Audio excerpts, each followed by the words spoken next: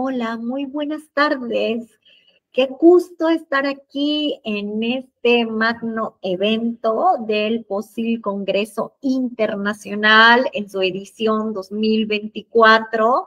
Un honor y muy agradecida a los organizadores, el psicólogo Edgar Gutiérrez y el maestro Carlos Gutiérrez, que gentilmente me consideraron e invitaron para que para que yo viniera a exponerles un poco de mi experiencia y de mi trabajo respecto a la materia especializada de la documentación, investigación y valoración de la tortura en materia de psicología forense, siguiendo las estrictas directrices estipuladas en el manual del protocolo de Estambul, herramienta primordial y básica de uso cuando se va a hacer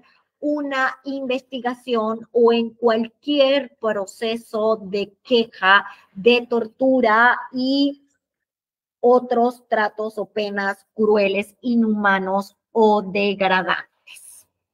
En este momento tengo conmigo la revisión del 2004, porque aún la revisión del 2020 no ha salido en español. Por supuesto que quienes leemos en inglés, la tenemos en inglés y trabajamos con esta revisión. Bueno, incluso quiero decirles humildemente que desde el 2014 o antes, del 2013 más o menos, yo ya vengo trabajando con esta amplitud eh, de los derechos humanos, no solamente el de preservar el debido proceso y ser tratado dignamente en un proceso judicial, dentro de una detención o ya dentro de un instituto en donde la persona esté pasando sentencia, que además lo protegen las reglas mínimas de Mandela, que también se convierte en un protocolo y en un manual avalado por las Naciones Unidas, en donde México y muchísimos otros países han firmado para prevalecer y respetar estas normas mínimas de que se le debe proporcionar a una persona detenida su libertad dentro de un reclusorio. Entonces, volvamos a la que era ahora el grano del protocolo de Estambul. ¿Cuáles son estas secciones que se revisaron y se ampliaron además o se incluyeron dentro del protocolo 2020? El género, la forma de torturar diferenciada que tiene un hombre o una mujer, al menos que las estadísticas o los registros de los hombres ellos no cuenten que fueron torturados sexualmente. Más sin embargo, las mujeres, en su mayoría, la tortura que se le aplica, tanto psicológica como física, es la del abuso o la violencia sexual en todo nivel. Entonces, esta parte se amplió, la de los niños, niñas y adolescentes, de cómo deben ser tratados para no revictimizarlos o agravar su sintomatología traumática.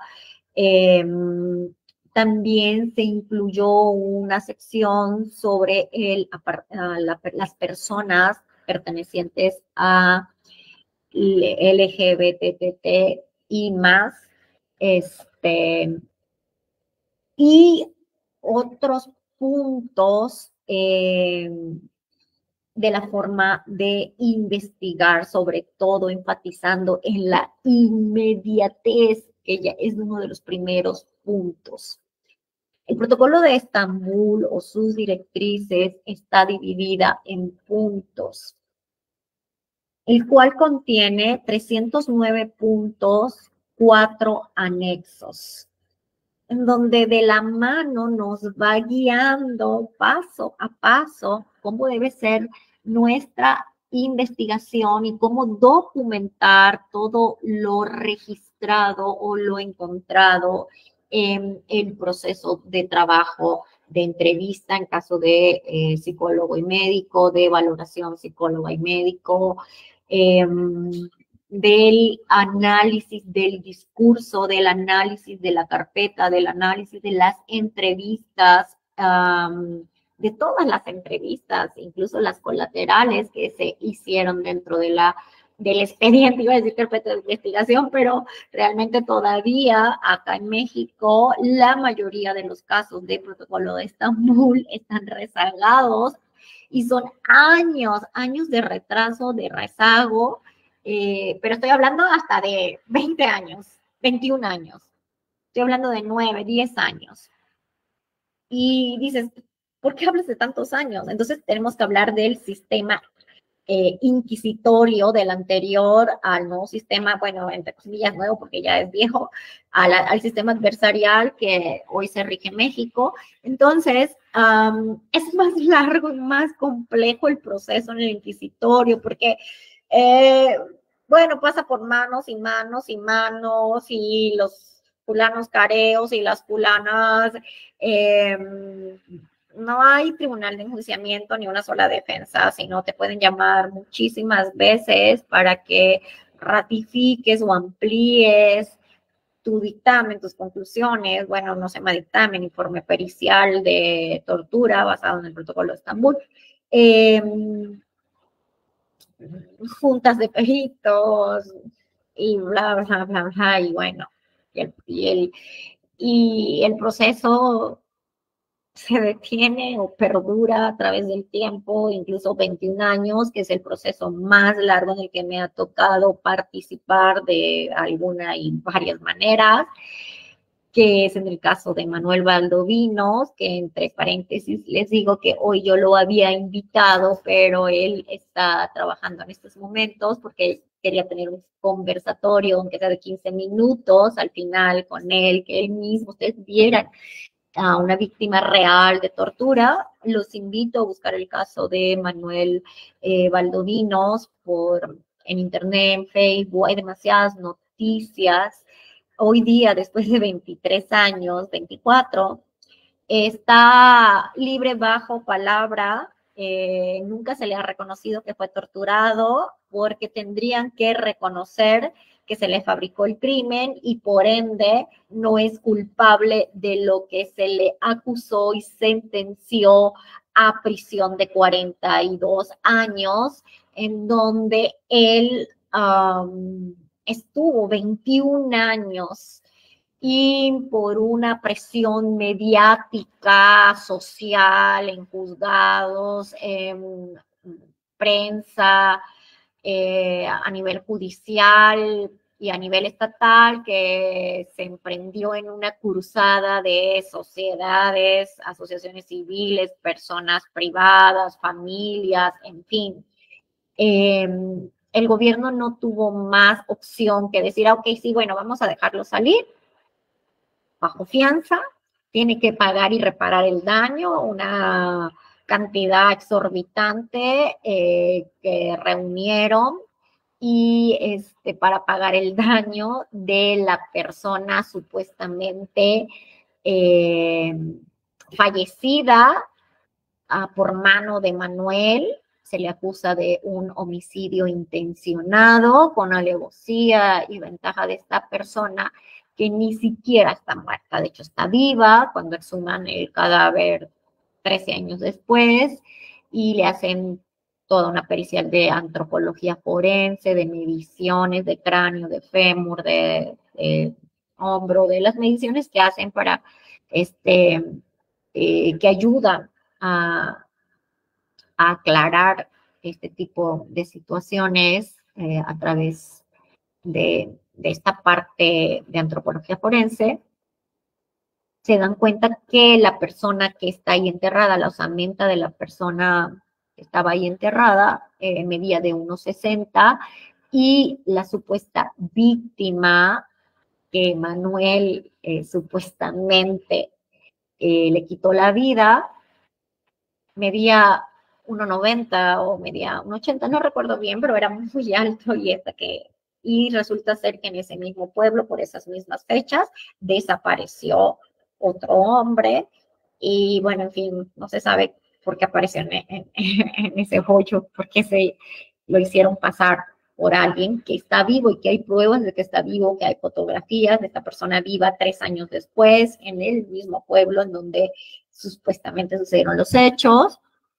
Y bueno, Manuel Valdominos lleva esta cruz durante 24 años ya, tiene 3 años que salió bajo fianza y todavía no ha podido lograr o no hemos podido lograr un conjunto de personas que trabajamos a su lado, hombro con hombro, pero que pues nadie lleva la cruz o el trabajo tan pesado que lleva Manuel, que está estigmatizado completamente, Plataforma México, no consigue un trabajo digno, no ha podido levantar cabeza, porque es un asesino. Bueno, así en México. Tengo una recopilación de estadísticas desde el año 2000 hasta el año 2021 de la impunidad terrible, pero bueno, se va a ir toda la hora, apenas me dieron 1 hora para estar con ustedes y quisiera hablarles un poquito más, sensibilizarlos, aunque yo sé que si ven estas estadísticas se van a sensibilizar muchísimo. Si gustan, pueden, al final les voy a dar los datos, Colegio Ilustre de Ciencias Forenses de México o de Centro Integral de Psicología, Asistencia Social y del WhatsApp, por si alguien quiere, o con los organizadores de este congreso. Yo también les puedo pasar los archivos de la estadística y algunas otras cositas, no sé, que si les interesa, pues ya me lo piden directamente o a los organizadores para que ustedes tengan estos datos documentados y vean la relevancia, la importancia que amerita la preparación de muchísimas personas profesionales que se dediquen a la investigación y documentación de la tortura, no solo psicólogos o psicólogas, sino también médicos y doctoras en medicina que además deben trabajar en mancuerna, deben trabajar en comunión ambos especialistas. ¿Por qué digo especialistas? Sí, no solamente se requiere ser psicólogo forense, la psicólogo, después psicólogo forense, y también tener otros diplomados sobre psicología del testimonio, saber muchísimo de psicometría, de entrevista, sobre todo. Sino también debe ser una persona, un profesional ávido y lleno y nutrido de lo que es el protocolo de Estambul, de lo que son las víctimas. ¿Debe ser empático? Sí, debe ser empático. De hecho, Sales, Paul Pérez Sales, uno de mis investigadores preferidos, por él obtuve mucho conocimiento a través de su libro de tortura psicológica sobre este proceso. Entonces, de adentrarme y ver si de verdad hubo esta tortura psicológica que es tan invisible. Es que el protocolo de Estambul es tan denso, tiene tantas cosas que quisiera decirles en 1 hora, pero no puedo. Entonces me salto de un punto a otro. Bueno, y él dice que sí, que debemos ser empáticos. Yo ya lo venía haciendo. Por supuesto, ¿cómo vamos a entrevistar a una persona en lo que tenemos una creencia previa, un estigma, y decimos es un asesino? Podría ser, de verdad podría ser culpable. Yo me he topado con detenidos que dicen, sí, yo lo maté, o yo lo robé, o yo lo secuestré, pero me torturaron. Y la verdad, a las personas que estamos investigando bajo las directrices del protocolo de Estambul, no nos importa, o sea, realmente por lo que está detenido no es nuestra importancia, o sea, no importa si es culpable, él o ella es una víctima, es víctima del gobierno, es víctima de agentes que trabajan para un gobierno o una institución gubernamental. Es el gobierno mismo quien es el criminal, un criminal de alto impacto. Si se lo hace a uno, se lo puede hacer a cualquiera, se lo ha hecho a inocentes, me lo pueden hacer a mí, te lo pueden hacer a ti, a alguien de tu familia o a una amistad, a alguien que conozca, a algún vecino. Si le pasa a una persona, todos y todas las ciudadanas del país en donde hay tortura, estamos expuestos a que nos fabriquen un crimen, a que nos torturen psicológica y físicamente, a que torturen a nuestras familias psicológica y físicamente para que la persona ceda o acceda a firmar, a poner sus huellas o a confesar a través de un escrito o de una declaración algo que no hizo y que está legítimo de haber hecho. Y si era culpable, no tenían ningún derecho, potestad de torturarlo y de someterlos a tratos crueles, denigrantes, humillantes, inhumanos, porque estamos protegidos desde el mismo momento en el que nacimos o desde antes a la dignidad, al respeto inherente de todo ser humano desde que nacemos. No pueden violentar la Constitución, no pueden violentar un debido proceso y mucho menos pueden violentar nuestras mentes, nuestros cuerpos, nuestras creencias, nuestras ideologías, nuestro libre desarrollo de la personalidad, nuestra etnia, nuestro idioma, nuestra forma de hablar, de pensar, nuestra forma de creer, de ser humanos. Estamos protegidos. Y México, no, los otros países también, Ecuador, Perú, Chile, bueno, algunos ya se han salido, Venezuela, Colombia, Latinoamérica, casi todos los países o todos y también Europa, en otros continentes, han firmado los instrumentos, no solo internacionales, sino instrumentos propios interamericanos que rigen a nuestra América. Doblemente, México ha firmado y ratificado instrumentos interamericanos e internacionales de protección de derechos humanos, hoy constituidos en los primeros artículos de nuestra Constitución.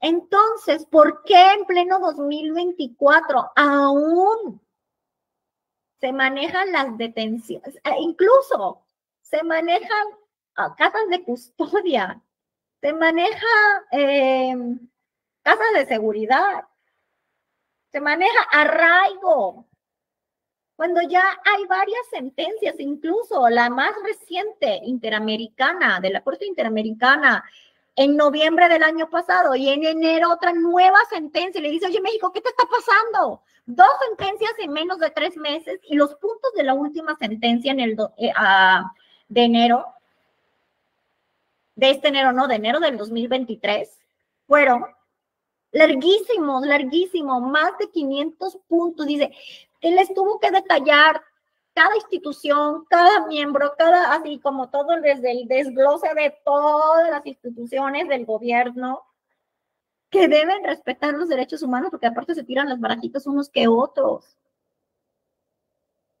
Y no solamente la tortura en el momento de la detención, en el momento del proceso, de la violación del proceso, sino tortura continuada dentro de la prisión, dentro de los reclusorios, de la penitenciaría, de los centros de detención, como le quieran llamar. Continúa encabezado del mismo director o del mismo, la gente de arriba, porque lo está solapando. Lo que hacen los custodios son como terceros, pero finalmente están regidos por los directos del gobierno, que son los líderes y tienen que estar supervisando que se respeten las reglas mínimas de Mandela dentro de este centro de detención o de reclusión. Y no se hace, y esta persona sigue siendo víctima de tortura y tratos crueles, inhumanos, degradantes, humillantes, durante 21 años, 9, 10. Incluso después que existe el protocolo de Estambul, positivo, consistente, a sintomatología de víctimas de tortura, los jueces y juezas dicen no hubo tortura y sentencian. Y dan carpetazo y no le reparan el daño. Y no importa si es culpable, les tendrían que reparar el daño porque los torturaron, tendrían que pedirles una disculpa pública, tendrían que indemnizarlos, dependiendo del daño de su personalidad no constituido, estipulado en los criterios del CIE 10 CIE 11 del trastorno persistente de la personalidad, en donde hay cambio de la personalidad debido, y uno de los puntos de por qué sucede esto, es a la tortura, desaparición forzada, después de 2 años de padecer estrés postraumático, escala a este trastorno, en donde la persona deja de ser, porque el instinto de sobrevivencia se activa, pero deja de ser él, deja de su propósito, su proyecto de vida, y se convierte en otra persona que sobrevive. Podríamos asemejarlo a un zombie. Y así va por la vida. Deja de ser él para ser alguien que tiene que sobrevivir. Y si acaso algún día llega a salir de prisión porque se portó bien, porque le dieron casa por cárcel o salida supervisada, sigue siendo, estando en plataforma México y señalado por el crimen que se le imputó, y pues no puede conseguir un trabajo digno. Y no va a poder conseguir una casa nunca, ni nada. Ni esposa, ni nada. Pues ¿quién va a confiar en una persona así que supuestamente es un asesino, violador, es un monstruo? Como lo tilda y lo estigmatiza y lo estereotipa la sociedad, porque un poder judicial así nos los muestra. Y claro, nadie investiga más a fondo, nadie va a entrevistarlo, nadie ve su caso, su expediente y se lo cree. Se cree el cuento. Entonces, en una hora pues no les puedo hablar de los que le hablo, no sé, tengo un diplomado de 12 módulos, en donde cada módulo pues estoy en clase de 6 horas. Pero sí quisiera que se fueran como con ese gusanito, con esas ganas de saber más del protocolo de Estambul, de la documentación, de cómo se investiga, de cómo podemos ser partícipes de un Estado real de derecho. Porque ¿qué es lo que pasa con la tortura, la desaparición forzada, los crímenes fabricados? Se violenta nuestro Estado de Derecho, no existe. Y no existe por lo que les digo, si les pasó a ellos, nos va a pasar a nosotros, a cualquiera. ¿Cuántas personas, cuántos de aquí, cuántos de ustedes les temen a la policía? O sea, ¿qué? Dices, ¿pero qué hice? Llevo el cinturón, ni siquiera es tránsito, ¿por qué me para? Mejor me paro donde ya mucha gente está grabando y todo, o sea, ya, no nos dejamos, porque si no le dábamos el moche, nos inventaban el delito. Entonces, eh, pues tenemos que sensibilizarnos primero. Es lo primero que se debe hacer si quieres trabajar, ser partícipe de llevar protocolos de Estambul dentro de tu carrera profesional. No nos debe importar, es lo primero que le digo a todos mis estudiantes. No nos debe importar si es inocente o es culpable de lo que se le imputa. Lo único que nos debe importar es investigar objetivamente si esta persona realmente es una víctima de tortura y luchar y seguir a su lado hasta que se le reconozca y se le repare el daño. No importa los años que pasen, ahí vamos a tener muchísimas de estas personas a nuestro lado, en nuestro camino, que no podemos dejar solos, que tenemos que estar ahí presionando, trabajando, los abogados, y hasta llegar a la Interamericana y lo que se tarde, claro, para llegar a la Interamericana a veces pasan hasta 15 años, como Manuel. Para llegar a la Interamericana pasaron 22 años, porque hasta el año pasado le aceptaron su escrito, su caso, y fue admitido. Pues aún todavía no se ha resolucionado nada al respecto, solo fue admitido y se está estudiando. Pueden pasar otros 5 años, de 3 a 5 años, y a ver qué pasa. Lo más importante en este caso es que Comisión Nacional de Derechos Humanos ya reconoció que no se cumplieron varios principios dentro del debido proceso y uno de ellos fue violentado por la misma Comisión Estatal de Derechos Humanos del Estado de México, donde sucedió este caso, donde no llevó a cabo el principio de exhaustividad, donde no investigó a fondo nada de lo que dijo Manuel, nada de lo que les decía que el muerto estaba vivo, para hablar coloquialmente, que muchísimas cosas que no le querían hacer protocolo y nadie le importó y ahí lo dejaron. Hasta que por fin Comisión Nacional, 19 años después, no, como 18 años después, agarró el expediente. Y dijeron, pues sí, hay que hacer un protocolo de Estambul. Porque el que le hicieron no cumplió con las directrices del manual del protocolo de Estambul que debemos seguir. Aparte de lo que dice el manual del protocolo de Estambul, internacionalmente en otros países, en Europa, se trabaja con unas tablas de análisis del caso. Y estas tablas de análisis yo las uso desde el 2013, 2014, y me parece muy importante porque ayudan a sustentar, a robustecer el informe pericial de protocolo de Estambul. Y es algo que yo no hice, es algo que ya está hecho internacionalmente y avalado, o sea, protegido por Naciones Unidas. Y dice, sí, está súper bien, pónganlo dentro del protocolo, porque así nos amplía la información. O sea, ahí está demostrado que usted se investigó, que son el inventario de tortura, en donde salen dos secciones, cada una como de 21 puntos, donde te muestran diversos métodos de tortura a la que probablemente la persona fue sometida, tanto físico como a terceros o psicológicamente. El inventario de investigación de tortura revisado, que se llama TSL-R, revisado, porque ya existía uno, pues se revisó. La escala de entorno de tortura, es una escala larga, en donde, bueno, se recopila un montón de datos desde el momento de la detención, post-detención, se cuantifica y se hace después una hoja de resumen de esta tabla, que sus siglas son TES.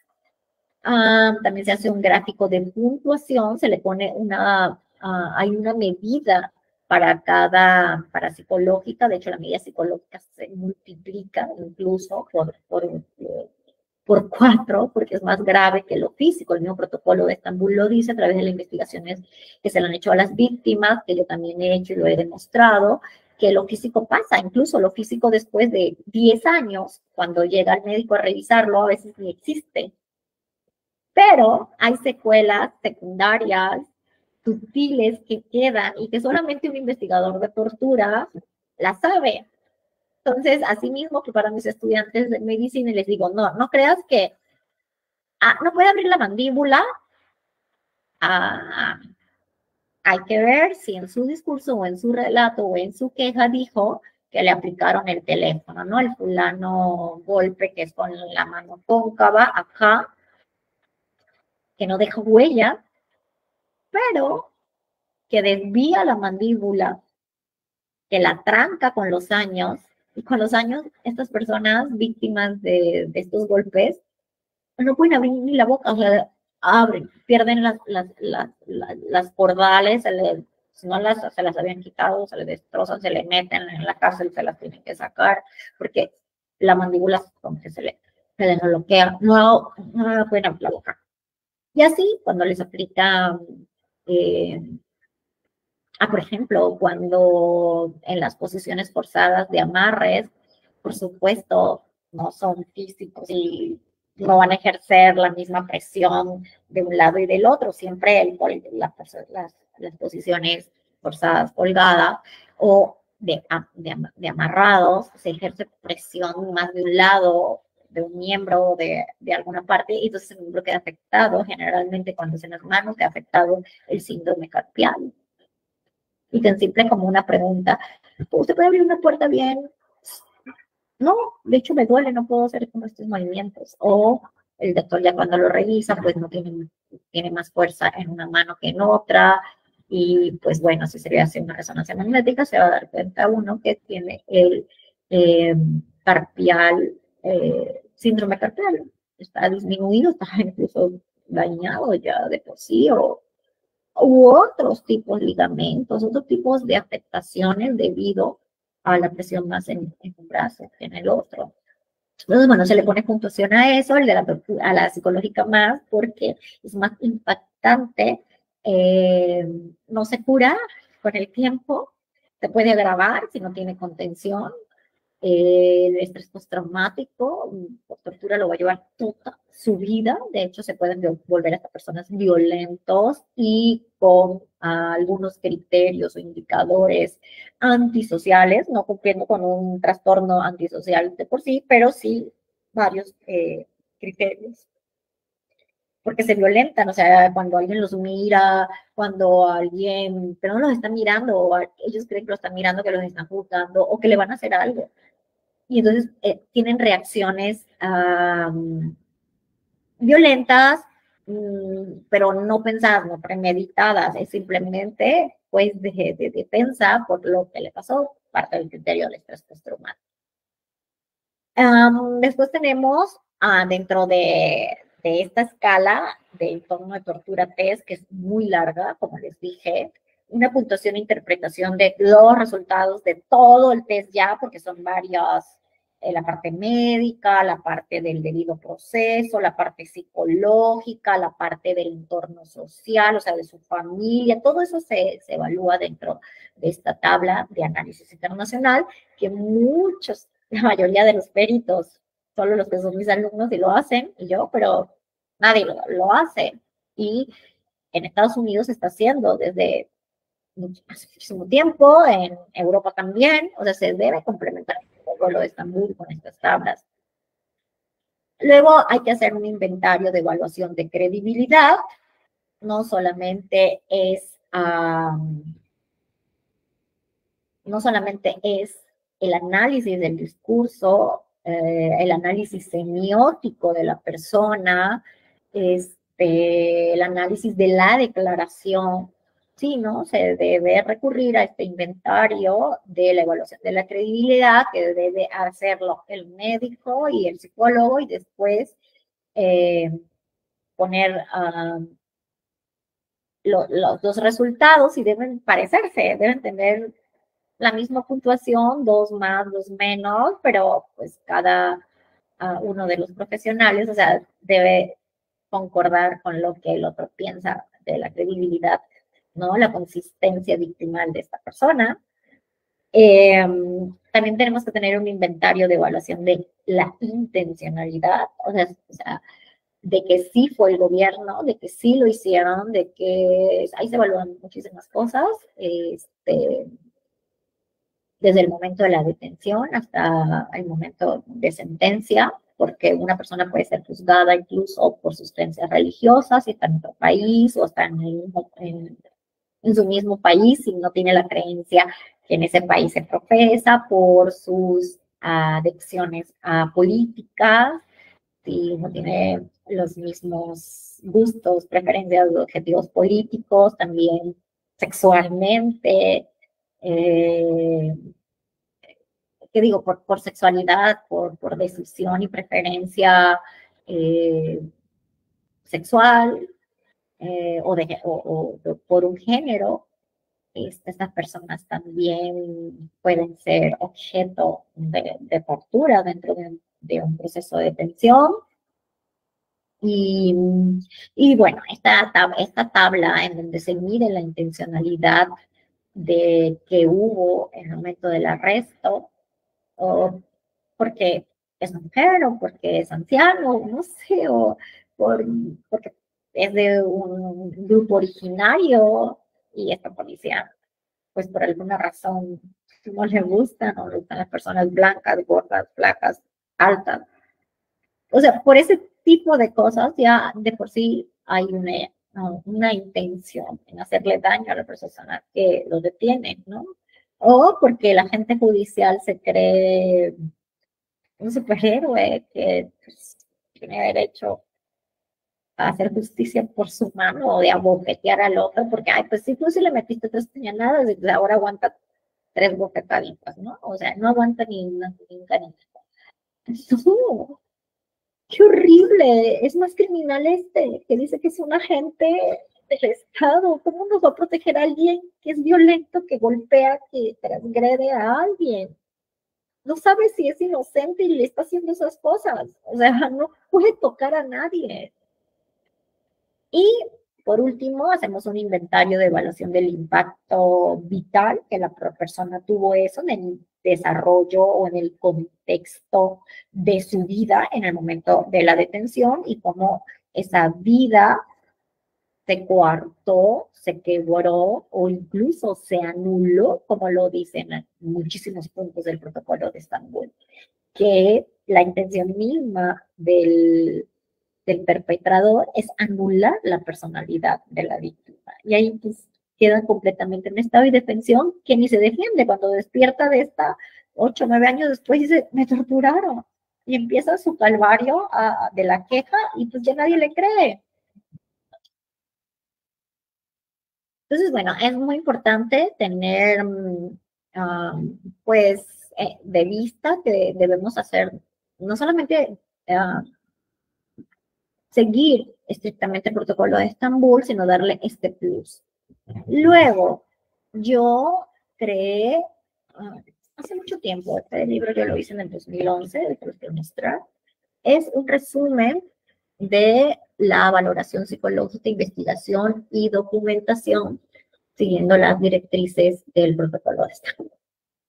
Es más largo que el mismo protocolo, pero pues aquí les nombro, pues, cómo se debe hacer todo. Incluso le doy a la persona a la entrevista, paso por paso, pregunta por pregunta, más de 300 preguntas, cómo debe realizar la entrevista siguiendo las pautas del protocolo de Estambul.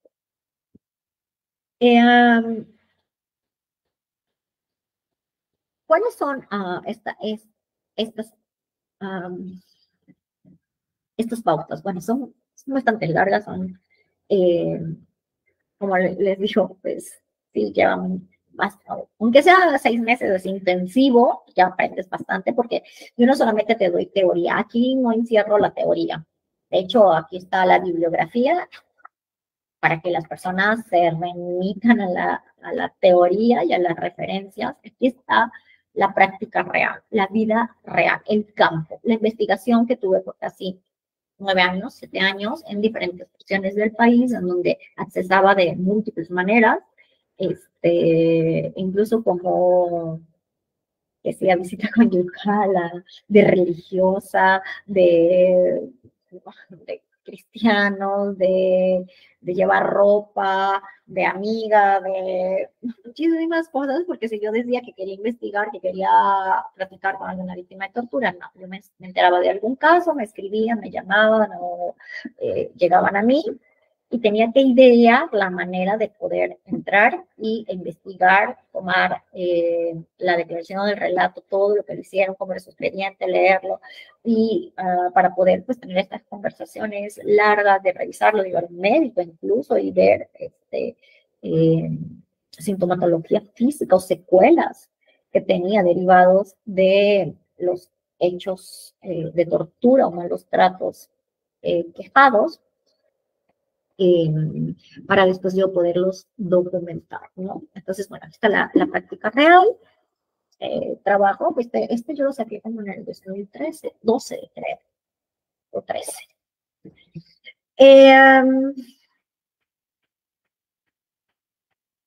¿Cuál es nuestra justificación? Dice, oye, pero se está metiendo en lo que no se debe, porque hay ministerios públicos que nos dicen, ¿no? Pero se está metiendo y haciendo más investigación de lo que es debido.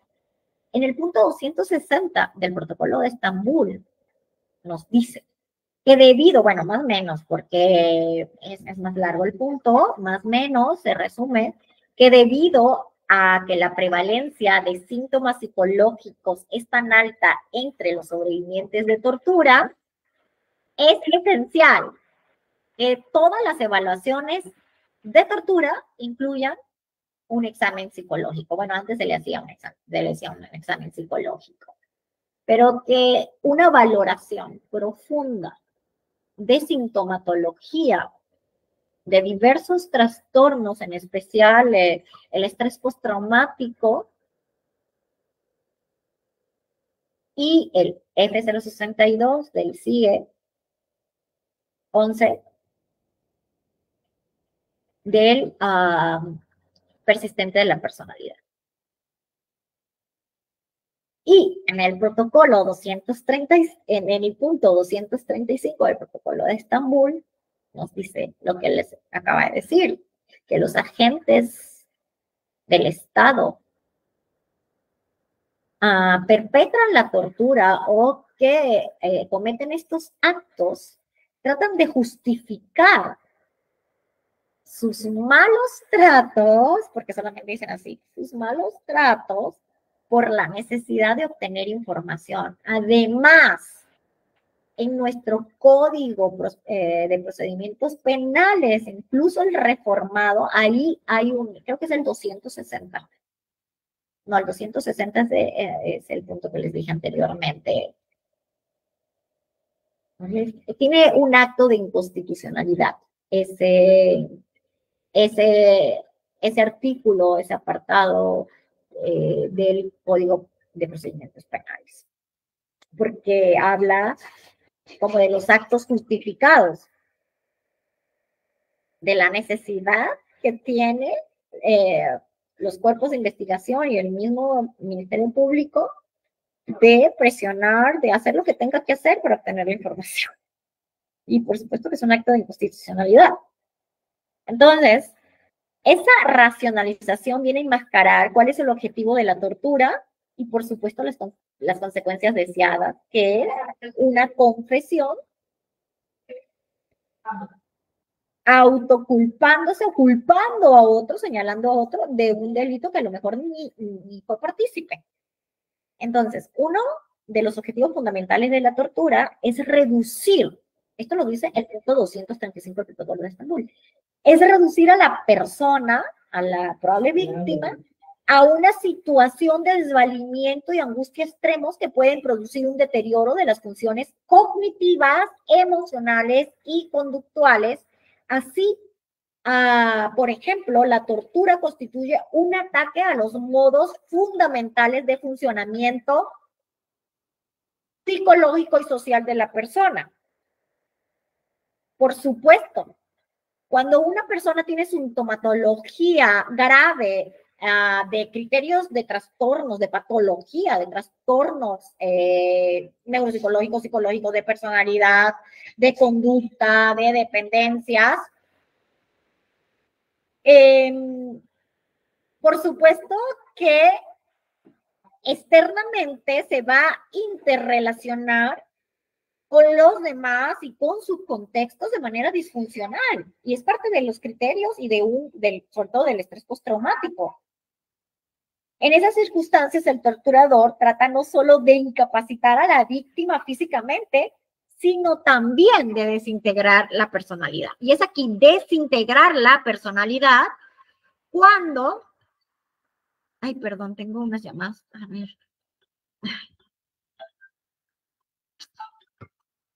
Cuando destruir la sensación de arraigo de la víctima en una familia y en una sociedad como ser humano, destrozando, destruyendo sus sueños, esperanzas y aspiraciones. Perdónenme, por favor,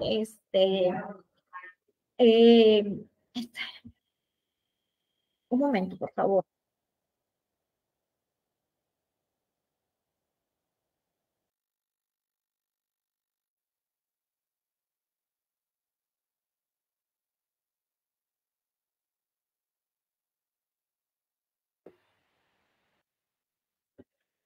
Una gran disculpa, por favor.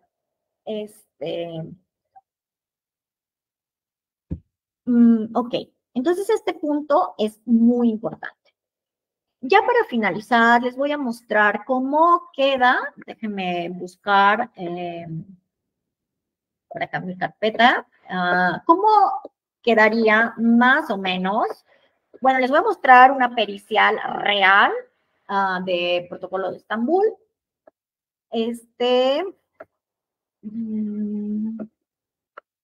Para que más o menos vean cómo queda un informe pericial, los puntos que debe llevar. Algunos van a llevar más, otros menos, dependiendo del caso, de lo que se quiera decir, cuántas entrevistas haya que analizar, en fin, o confesiones, o lo que amerite el caso en específico.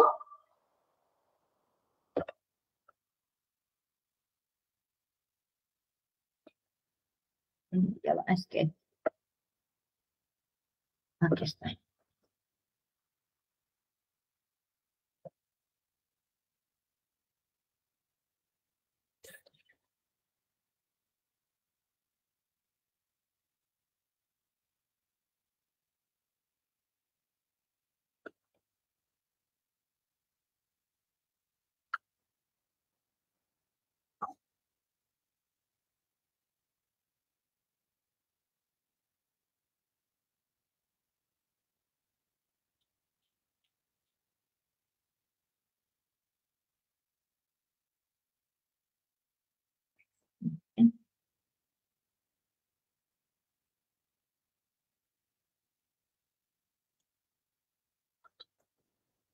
Déjenme que estoy para presentar el archivo. Ya se abrió. Es pesado. Y presento la pantalla.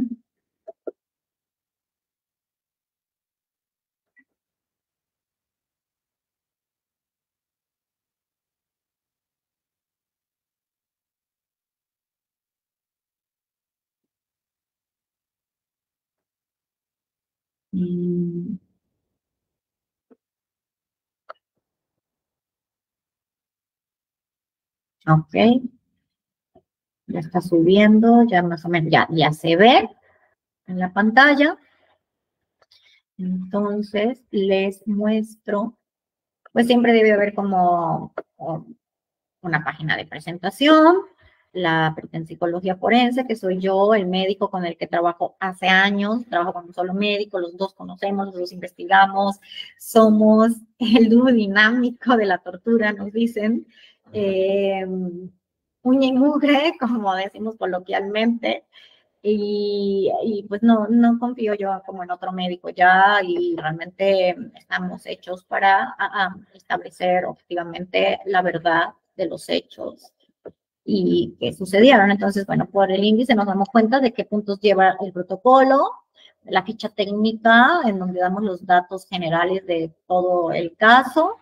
Debe tener los objetivos periciales de investigación, que son como los objetivos específicos, debe tener motivo de la evaluación, antecedentes, un planteamiento del problema, objetivo general de la investigación, la metodología científica de la investigación que se usó dentro del protocolo de Estambul, un marco legal en casos de tortura y otros tratos o penas crueles, inhumanos o degradantes, el marco teórico de la investigación, un procedimiento para la intervención médica, el procedimiento para la intervención médica psicológica, las fuentes de información que usamos, el análisis semiótico y actitud ante la evaluación de la probable víctima o la víctima, ya si al final lo concluimos. El apartado de todo lo que fue la evaluación médica, en donde el doctor lo incluye, como les dije al principio, entregamos un solo informe, como lo demanda el protocolo de Estambul, no debería ser por separado, de verdad no se debería someter a la víctima 2 veces a la misma entrevista. Entonces, bueno, sí, la exploración o la intervención médica físicamente, porque hay que desnudarlos y todo, si es hombre, pues uno no va a estar. Si es mujer, pues también tendría que obtener su permiso, además, ¿para qué voy a estar? Después, pues yo lo veo también, reviso las fotos y todo. Y es la privacidad, la confidencialidad de esa persona de médico a víctima. Igual, cuando aplico los instrumentos psicológicos, pues a lo mejor el doctor pues tampoco pues está, pero a veces sí está porque la persona se pone tensa y todo, o sea, siempre el doctor está conmigo porque está checándole los síntomas de la tensión, a veces tienen diabetes, está midiéndole, está ahí que atranca, que no puede respirar y bueno, le aplican métodos de primeros auxilios, en fin, que yo he aprendido, pero es mejor que esté ahí el médico. Y ya la entrevista es una sola, o sea, lo que necesitamos, el protocolo de Estambul manda una sola entrevista, ¿y para qué lo va a hacer el doctor separado y la psicóloga separado? Los dos debemos tener la misma información y se hace al mismo tiempo una sola entrevista que dura a veces hasta una semana, dependiendo de lo que el caso y todo lo que nos tenga que decir. Luego tenemos los protocolos, métodos, técnicas, instrumentos de la evaluación psicológica utilizadas, la corrección y resultado de interpretación de la batería psicológica, el análisis de la matriz de indicadores. Esto es algo que yo creé, que yo hice, que yo establecí y que creo que es importantísima, basado en la sintomatología que presenta una víctima de tortura y otros malos tratos. Hice como toda escalas de estos indicadores de sintomatología. Entonces lo convertí en la matriz, ahorita lo van a ver más o menos.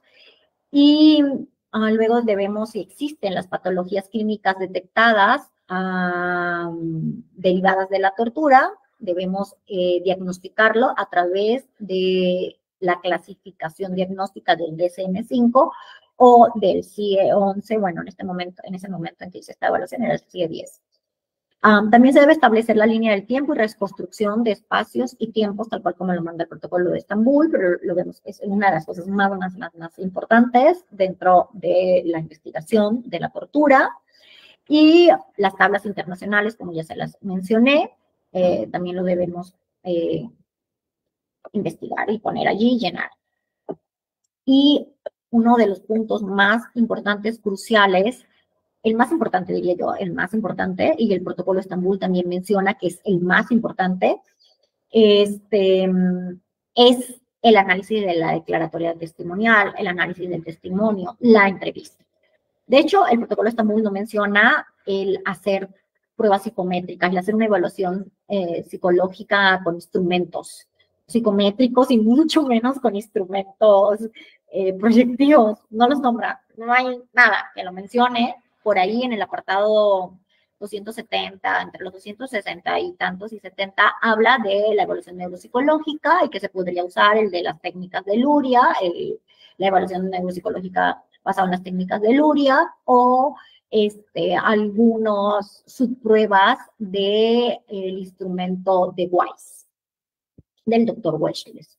Y es lo único que menciona acerca de pruebas. De ahí para adelante no menciona, o para atrás no menciona ningún tipo de intervención con instrumentos psicométricos. El protocolo de Estambul siempre menciona la entrevista, la entrevista, la entrevista, la entrevista, la entrevista, y la entrevista es lo más importante, crucial y primordial, y que debemos enfocarnos y tener en cuenta y hacerlo muy bien y hacer un análisis y hacer el análisis de la declaración del testimonio donde la persona se inculpó o inculpó a otro de un supuesto delito. El análisis y la credibilidad de la entrevista, como les acabo de decir, las perspectivas de derechos humanos que se deben tener en cuenta y no perder de vista al momento de hacer el protocolo de Estambul, por supuesto las conclusiones, recomendaciones, referencias, el manifiesto de veracidad, de objetividad de los peritos intervinientes y todos los anexos, que es nuestro campo de investigación, todo lo que hicimos en campo, todo lo que hicimos, el proceso de trabajo, enumerado con hojas y demás. Y bueno, aquí vamos punto por punto, ya desarrollando el protocolo.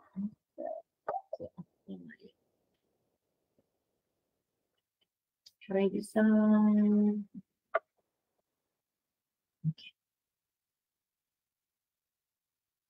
En este caso era muy interesante porque todo lo que está en rojo es tal cual como lo escribió la víctima. Entonces podíamos ver que tenía no solo un problema educativo porque llegó hasta segundo secundaria, sino cognitivo, neurocognitivo. Estaba muy mal y la mayoría de los golpes que le dieron fueron en la cabeza. Entonces, no solo tenía fallas ortográficas, sino de pensamiento y lenguaje.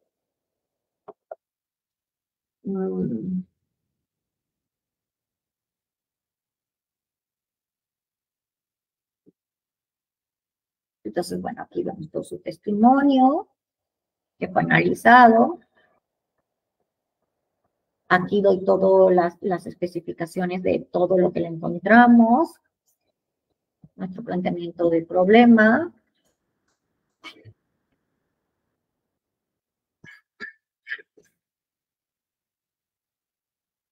El objetivo general de la investigación médica y psicológica, la metodología que se usó.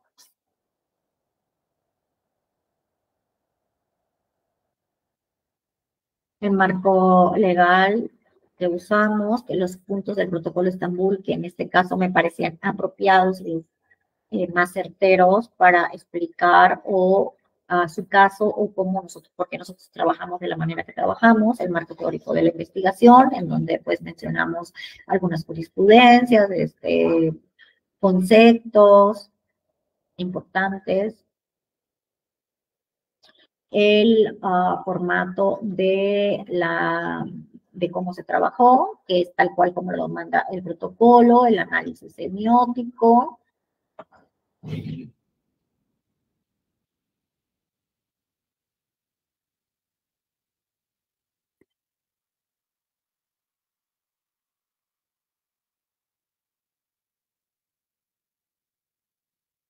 La intervención pericial médica, todo lo que encontró el doctor, cómo trabajó el doctor,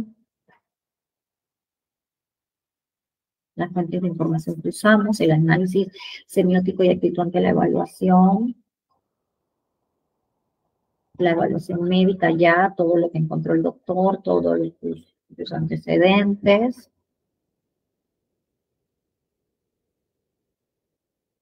Los protocolos, técnicas de instrumentos que yo usé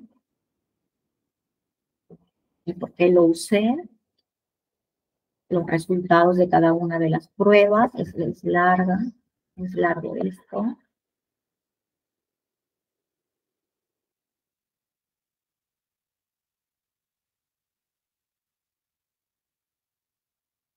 Y esta es la matriz de indicadores.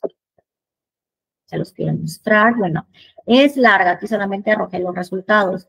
Se le hacen, son 64 ítems en 7 escalas diferentes. Y luego se hace una cuantificación de cuántos síntomas tiene ausente, cuántos tuvo en el curso posterior a la tortura y cuánto existía antes de la tortura. Se hacen 3 cortes en el tiempo.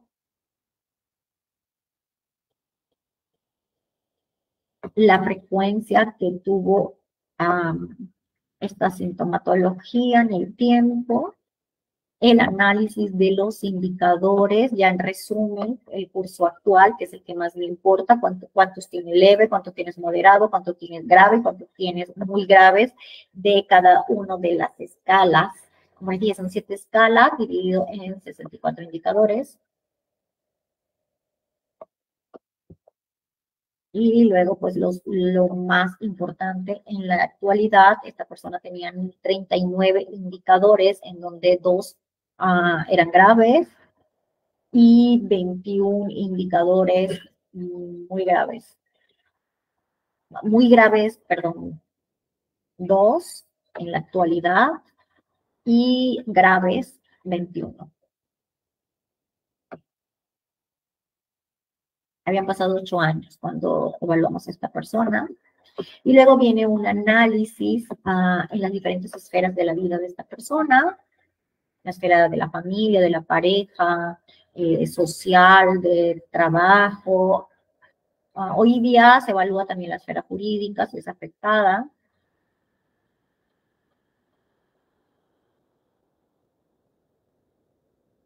La esfera académica, si estaba estudiando o sigue estudiando. Luego se hace un análisis del caso dependiendo de lo que hayamos encontrado en cada una de sus esferas y en la parte cuantitativa de la sintomatología.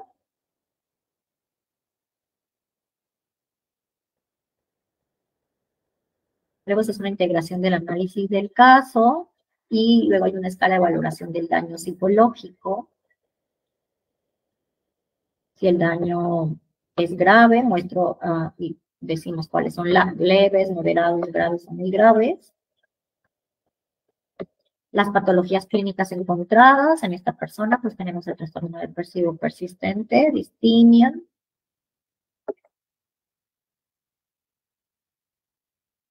De hecho, era con ansiedad, con especificador de ansiedad, remisión parcial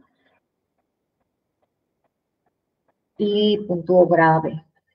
Luego tenemos el F062, muy común, casi, para ellos, de ciencia de todas las personas investigadas y evaluadas de la transformación persistente de la personalidad tras experiencia catastrófica, en donde una de estas experiencias como criterio es exposición a situaciones amenazantes para la vida, como ser víctima de un acto terrorista o tortura.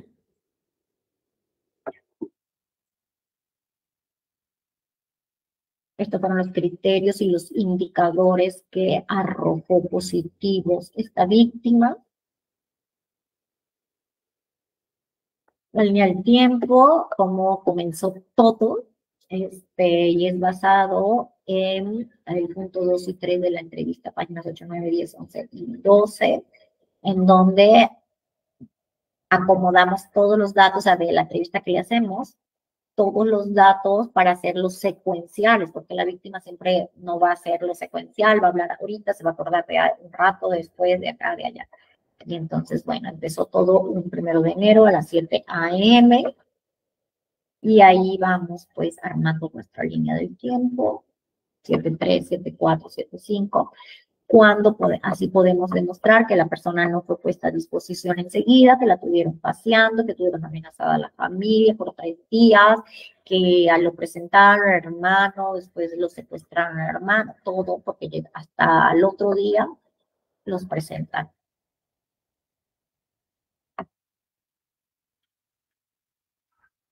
Lo posterior, 3 días, el que estuvo detenido en Pachuca.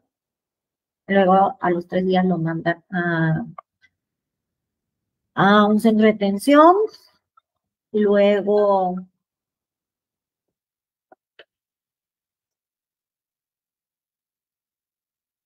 los hechos relatados. Aquí hacemos un resumen de la detención y los malos tratos. Las tablas internacionales ya desarrolladas.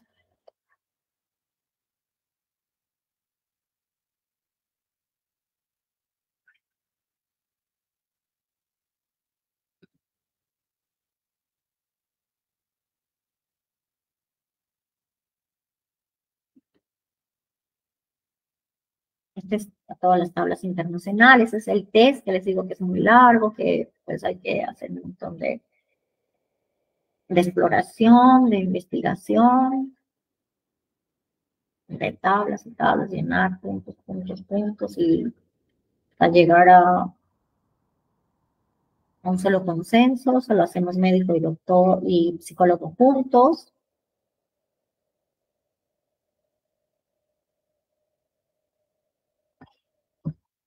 El inventario de intencionalidad, pues sí lo hubo. Luego el análisis de credibilidad de la declaración, es la parte que más me gusta.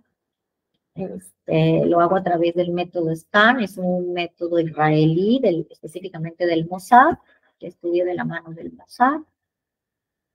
Y bueno, aquí menciono todas las palabras que él nunca mencionó ni habló de ellas, ni siquiera sabía que existían, y en la entrevista, en la declaratoria de él, supuestamente las dice, cuando su léxico y su educación no le daban para decir esas palabras, ni sabía, por ejemplo, que era complexión y cosas como el siguiente en sí. Luego, inconsistencias de la declaratoria testimonial, todas las inconsistencias que se encontraron a través del análisis. Esto es como una conclusión de la credibilidad, de la perspectiva de derechos humanos que nosotros cumplimos y seguimos para hacer esta evaluación y las conclusiones pertinentes.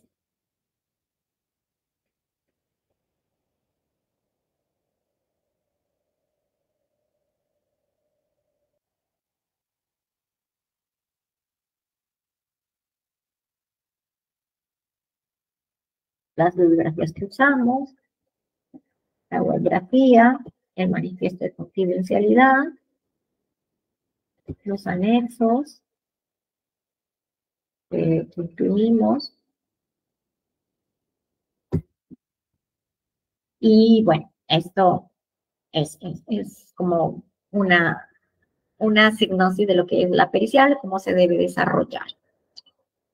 Por el día de hoy termino mi ponencia y espero que les haya gustado. Discúlpenme, por favor, la interrupción. Estas cosas nunca pues, se prevén, llegan a no sé, alguien me está buscando urgentemente, no sé quién será, perdón. Quisiera invitarlos a que participen, se registren, se inscriban en nuestros diplomado de perita en psicología forense con enfoque en derechos humanos o mejor aún en la mentoría intensiva de este diplomado, en donde en la práctica real de campo se les enseña a hacer las 4 periciales más solicitadas y básicas que todo perito perita realiza, que es la de guarda y custodia, la pericial de violencia de género, de abuso sexual infantil, y la más solicitada de todas, que es hacer el contrainforme o metainforme, metadictamen, también le dicen, o también le dicen metapericia. Tiene varios nombres, pero pues realmente en un marco metodológico sería un análisis crítico en un contrainforme, porque es el contra de la pericia realizada por otra parte. Entonces, bueno, aprendemos en 5 sábados o domingos intensivos hacer estas 4 periciales sobre casos reales, así como le mostré esta pericial, o también al diplomado de protocolo de Estambul. Pueden encontrar información en Colegio Ilustre de Ciencias Forenses de México, en donde soy la directora académica, o en Centro Integral de Psicología y Asistencia Social, en donde, déjenme ver si consigo por aquí,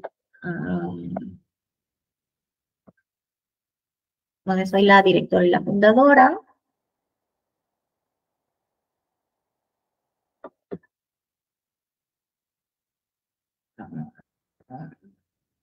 Nuestro número telefónico, nuestro WhatsApp, 771-134-0297, lo van a encontrar en nuestro Instagram, en nuestro Facebook, Colegio Ilustre de Ciencias Forenses de México. los links que los redirigen al WhatsApp por si quieren más información o capacitarse en alguno de nuestros diplomados de psicología jurídica, bueno, como forense de testimonio, criminológica, en fin, o necesitan alguna asesoría, estamos a la orden. Muchísimas gracias nuevamente a los organizadores, a todos y todas ustedes presentes en este magno evento de este congreso internacional, magnífico y virtual, en donde todos podemos tener acceso.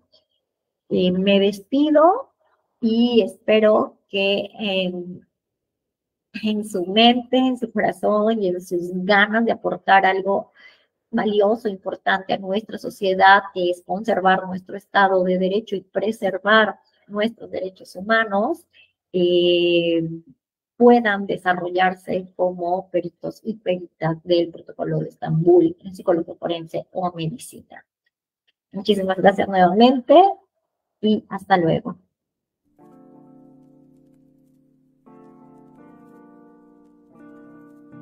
La Posilga es un espacio para la difusión de ideas con impacto social relacionadas con la psicología. Nuestra misión es integrar una comunidad de profesionales de la salud mental que se reconocen a través de la narrativa de sus historias, que se apoyan en el ejercicio profesional y que comparten una misma identidad para el beneficio de la sociedad. Se despide de ustedes el tío Posilga, Carlos Gutiérrez, y mi amigo Edgar Gutiérrez. Nos vemos dentro de 15 días por Facebook Live. Y los invitamos a suscribirse a nuestro canal de Spotify, donde podrán escuchar todos los episodios. Esta fue una producción de La Posilga 2023, por el gusto de hacer psicología.